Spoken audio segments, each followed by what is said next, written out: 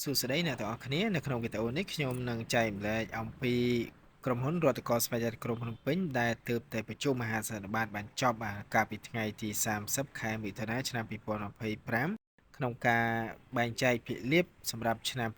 2024តើភាគលាភមួយហ៊ុនបានប៉ុន្មានតើវិយាកិនត្រូវធ្វើបែបណាខ្លះទើបមានសិទ្ធិទទួលបានភាគលាភពីក្រុមហ៊ុនមួយនេះយើងជួបគ្នាលម្អិតបន្តិចទៀតនេះសូមចុច Subscribe Channel ឬយកសញ្ញារូបកណ្ដឹងដើម្បីទទួលបានមេរៀននិងវីដេអូថ្មីៗទាក់ទងនឹងចំណេះដឹងហិរញ្ញវត្ថុនិងការវិនិយោគចូលចិត្តគាំទ្រចុច Follow Like Share បាទមានមតិយោបល់ចម្ងល់ផ្សេងៗអាច Comment នៅក្នុងវីដេអូនេះផងដែរភាគលាភគឺជាការបែងចែកប្រាក់ចំណេញមួយផ្នែករបស់ក្រុមហ៊ុនជូនម្ចាស់ពាណិជ្ជរបស់ខ្លួនហើយទុកប្រាក់ចំណេញមួយផ្នែកទៀតហ្នឹងដើម្បីបន្តអភិវឌ្ឍអាជីវកម្មពង្រីកសក្តានុពលបន្តទៀតរដ្ឋកោទឹកស្វយ័តក្រុងភ្នំពេញបានធ្វើមហាសន្និបាតភាណិកប្រជុំប្រចាំឆ្នាំនៅរាជធានីភ្នំពេញកាលពីថ្ងៃទី30ខែមិថុនាឆ្នាំ2025នេះហើយនៅពេលរសៀលនៅថ្ងៃដដែលបានចេញសេចក្តីជូនដំណឹងស្តីពីការបែងចែកភាគលាភប្រចាំឆ្នាំ2024មានដូចតទៅរដ្ឋកោទឹកស្វយ័តក្រុងភ្នំពេញនឹងធ្វើការបែងចែកភាគលាភជូនភាណិកកាន់កាប់ភាគហ៊ុនធម្មតាមានដូចខាងក្រោមបាទកន្ត្រីលើគេនេះប្រភេទភាគលាភដែលត្រូវបែងចែកនេះជាសាច់ប្រាក់តទៀតប្រភពនៃភាគលាភគឺជាប្រាក់ចំណេញប្រចាំឆ្នាំ2024ចំនួនដងនៃការបែងចែកលាភគឺប្រចាំឆ្នាំបើសិនជាក្រុមហ៊ុន Share Card គាត់ចែកជាប្រចាំត្រីមាសហ្នឹងទៅអានេះប្រចាំឆ្នាំអានប័តនៃការបែងចែកភាគលាភសរុបហ្នឹងគឺ 35.79% បាទជិត 76% ច្រើនមែនតើក្នុងនោះចែកជូនរដ្ឋដែលតំណាងដោយក្រសួងសេដ្ឋកិច្ចហិរញ្ញវត្ថុនោះ 30% ជាងបាទចែកជូនភាណិកឯកជនមាន 5% ជាងបាទសរុបភាគលាភដែលត្រូវបែងចែកហ្នឹងមាន30,000 លានរៀលជាងបាទបើគិតជាលុយដុល្លារប្រហែលជា7 លានដុល្លារក្រាស់បើធៀបនឹងក្រុមហ៊ុនស្វ័យយ័តដូចគ្នាជាមួយកំពង់ផែភ្នំពេញគាត់ចែកប្រហែលជា1 លានដុល្លារជាងទេកំពង់ផែក្រុងសីហនុគាត់ចែកប្រហែលជា4 លានដុល្លារជាងអញ្ចឹងរដ្ឋកោទឹកចែកច្រើនជាងគេបាទដល់ទៅ7 លានដុល្លារជាង7 លាន 6 សែនជាងបន្តទៀតបាទភាគលាភក្នុងមួយឯកតាមួយបកម្មសិទ្ធិហ្នឹងគឺស្មើ350រៀលបាទ350រៀលក្នុងមួយហ៊ុនការបច្ឆេទថ្ងៃ X dividend ឬក៏ X dividend បាទគឺគេដាក់សរសេរក្នុងហ្នឹងដាក់ថ្ងៃ10ខែកក្កដាឆ្នាំ2025បាទតាមពិតទៅត្រូវថ្ងៃ11បានត្រូវ11កក្កដា2025ថ្ងៃ X dividend ការបច្ឆេទថ្ងៃកំណត់ទុកបែងចែកភាគលាភហ្នឹងគឺរើសយកថ្ងៃទី14ខែកក្កដាឆ្នាំ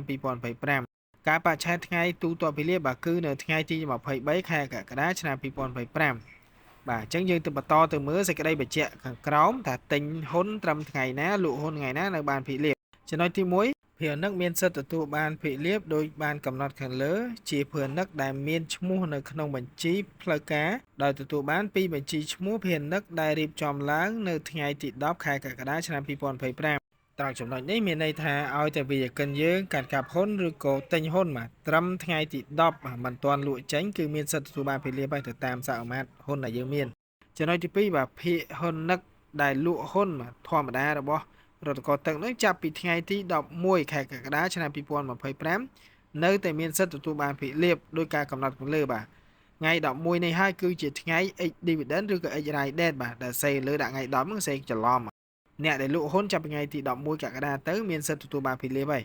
ចំណុចទី3បាទភាគហ៊ុននិកដែលទិញហ៊ុនចាប់ពីថ្ងៃទី11កក្កដាគឺមិនមានសិទ្ធិទទួលបានភាគលាភទេបាទផុតហើយអញ្ចឹងយើងត្រូវទិញត្រឹមថ្ងៃទី10ជាថ្ងៃចុងក្រោយចាប់ពីថ្ងៃទី11ទៅទិញថ្ងៃ11កក្កដាទៅអត់មានសិទ្ធិទទួលបានភាគលាភទេអញ្ចឹងបងប្អូនត្រូវមើលសេចក្តីបញ្ជាក់ហ្នឹងឲ្យបានច្បាស់ការបច្ឆេទថ្ងៃទូទាត់ភាគលាភហ្នឹងគឺគិតចាប់ពីថ្ងៃទី23ខែកក្កដារហូតដល់ថ្ងៃទី29កក្កដា2025ភាគលាភនឹងចូលទៅក្នុងគណនីជួញដូររបស់វិយាកិនយើងទៅតាមសមាមាត្រកាន់កាប់ភាគហ៊ុនប្រមាណគុណយកប៉ុណ្ណឹងយើងមាន1000ហ៊ុនយក350រៀលគុណ1000ហ៊ុនមាន10000ហ៊ុនគុណ10000ហ៊ុនទៅភាគលាភនឹងចូលទៅក្នុងគណនីជួញដូរបាទចូលទៅឆែកក្នុងប្រវត្តិសមតុល្យចាប់ពីថ្ងៃទូទាត់ភាគលាភមកយើងពិនិត្យមើលណាបើសិនជាផុតការបច្ឆេទទូទាត់ភាគលាភនឹងហើយអត់ឃើញទេអាចសាកសួរ broker បានកៃឡូមានកំហុសឆ្គងដោយអចេតនាណាមួយ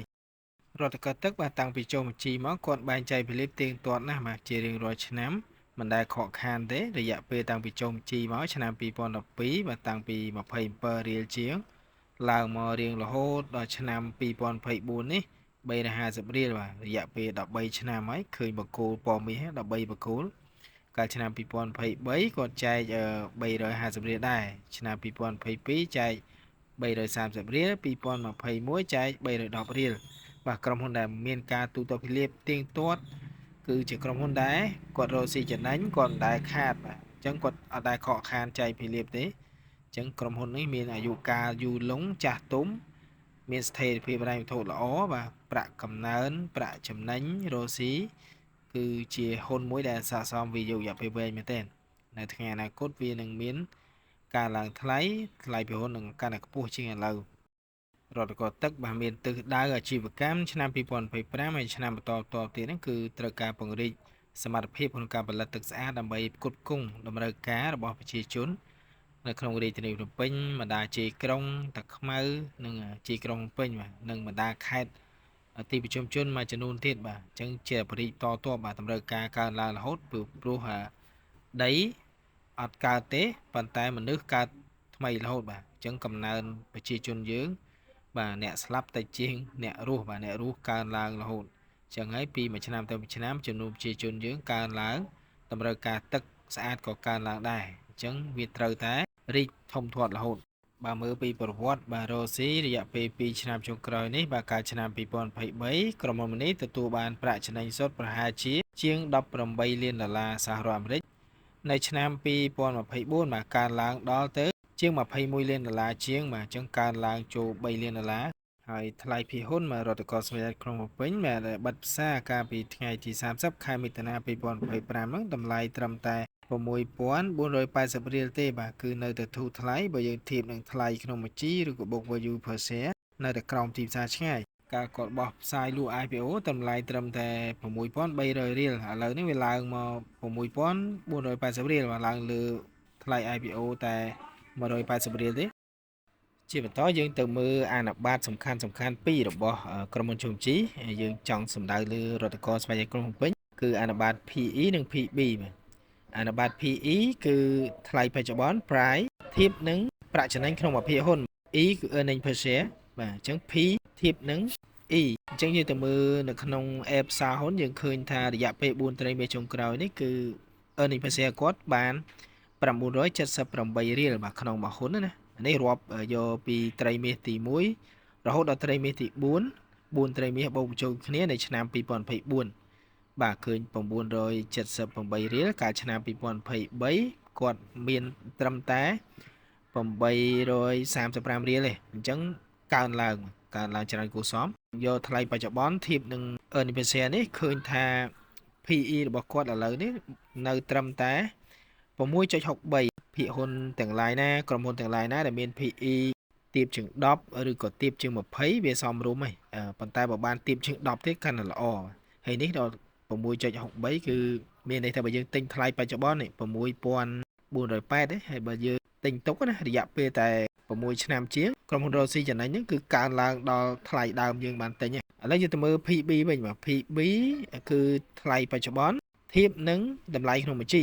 price to book value per share ថ្លៃក្នុងបញ្ជីរបស់រដ្ឋកោទឹកដូចជា11000រៀលជាងហើយយើងឃើញ PB នៅក្នុងអាណប័តនេះគឺគេគណនាឲ្យស្រេចគឺ 0.58 មានន័យថាថ្លៃបច្ចុប្បន្នហ្នឹងទាបជាងតម្លៃក្នុងបញ្ជីបាទតម្លៃក្នុងជី11000រៀលជាងហើយថ្លៃបច្ចុប្បន្នតែ6480ក្រោមតម្លៃទីផ្សារក្រោមតម្លៃក្នុងបញ្ជីហ្នឹងដល់ទៅ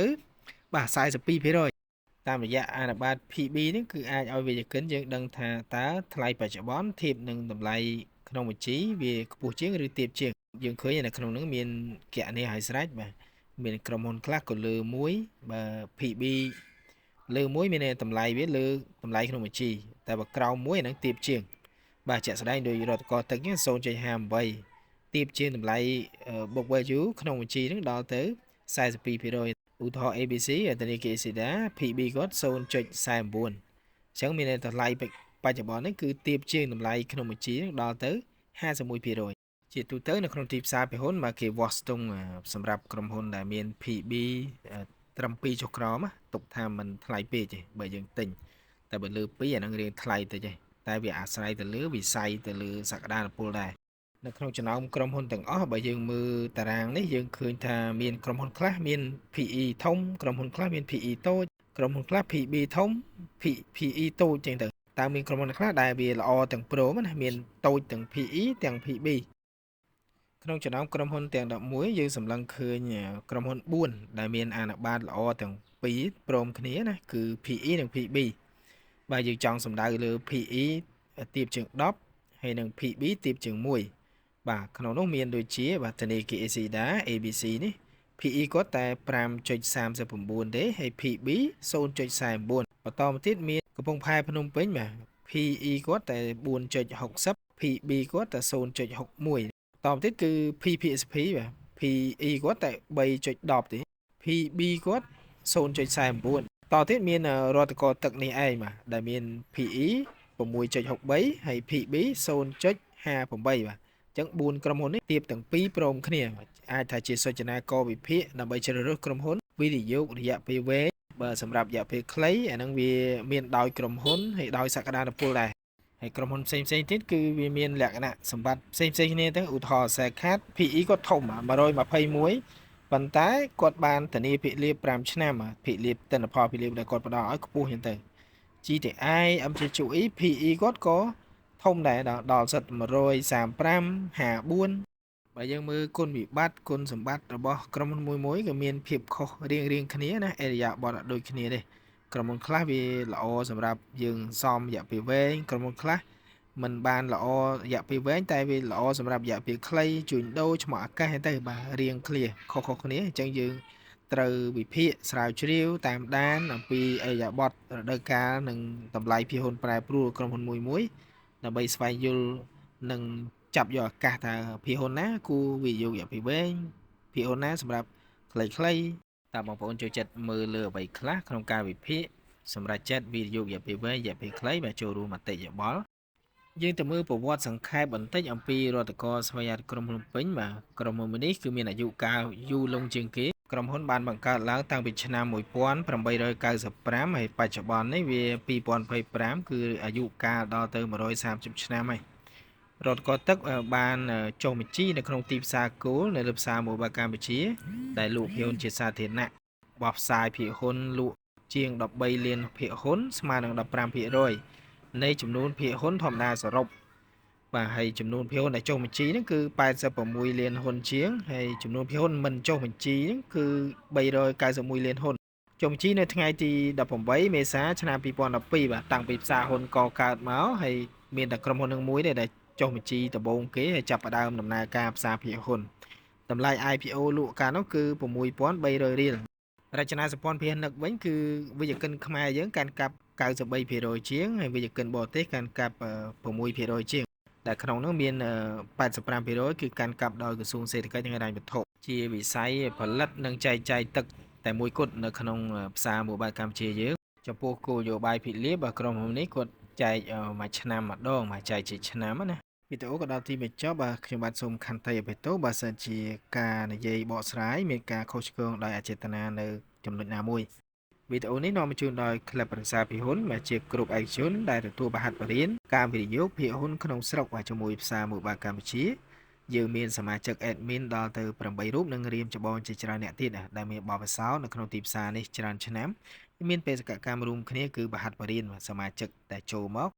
ឲ្យគាត់មានមូលដ្ឋានគ្រឹះមានចំណេះដឹងអញ្ចឹងយើងមានមេរៀនចងក្រងជាច្រើនមានគ្រប់ Telegram មាន topic ជជែកគ្នា topic មេរៀនស្វែងយល់អំពីការវិនិយោគរយៈពេលវែងរយៈពេលខ្លីការវិភាគតាមបែបកត្តាមូលដ្ឋានកត្តាបច្ចេកទេសមើលសូចនាករ